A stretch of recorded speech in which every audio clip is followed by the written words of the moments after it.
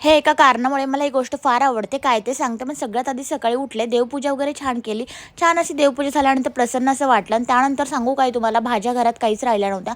मी कुठे भाजीला गेलीच नाही. फायनली ब्लिंकिट आठवलं आणि चला तर ब्लिंकिटवरून एकदम 7 ते 8 मिनिटामध्ये भाजी अगदी घरपोच झाली. साहेब उठलेच होते तर त्यांना चहा वगैरे देऊ केला. दुपारी चपाती भाजीच केली होती. त्यानंतर सगळ्या भाज्या ज्या काय आल्या होत्या त्या ब्लिंकिटवरून मी त्या काढून घेतल्या ठेवण्यासाठी. आता याचं कारण काय तर मला सगळ्या भाज्या ब्लिंकिट ही सेवा का आवडते तर एकदम अगदी सगळं म्हणजे वेगवेगळ्या पद्धतीने येतं आणि सगळं मला वेगळं करायची गरज नाही पडत. अगदी सोपं काम होऊन जातं. संध्याकाळच्या वेळेस 4-5 तुम्हाला त्यांनी कोल्ड कॉफी आणली होती. त्यानंतर मी स्वयंपाक आवरला सगळ्या काही.